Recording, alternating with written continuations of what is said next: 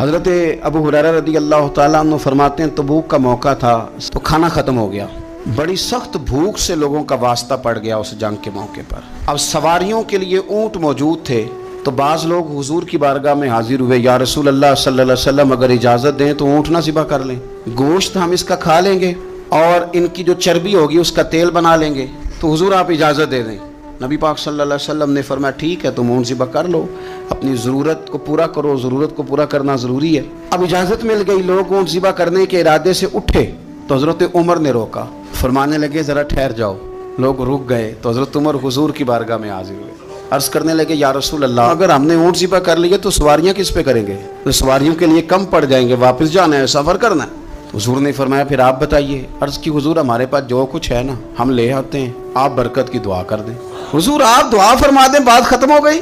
تو ایک چادر تھی، بستر تھا چمڑے کا، اس کو بچھایا گیا۔ کوئی بندہ ایک روٹی کا ٹکڑا لا رہا ہے، تھوڑے تھوڑے ٹکڑے روٹی کے، کوئی تھوڑی سی مکئی لا رہا ہے، کوئی تھوڑی سی کھجوریں، جتنا جتنا سامان تھوڑا تھوڑا موجود تھا وہ لا کے رکھا اور عرض کی حضور دعا کر دیں۔ تو حضور نے ہاتھ اٹھائے، برکت کی دعا کر دی، اللہ مہربانی فرما۔ اب معجزے کا کمال کیا ہے کہ کھانا بڑا نہیں وہاں بظاہر، یہ ایسا نہیں ہوا کہ وہ چھوٹی ڈھیری تھی تو بڑی ہو گئی، کھانا اتنا ہی ہے۔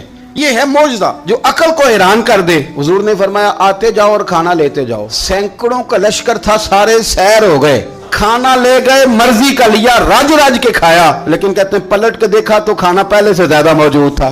اب یہ حضور کا معجزہ ہوا، کوئی تو اس پر بات کرتا ہی، صحابہ تو خوشی سے نعرہ لگاتے ہی۔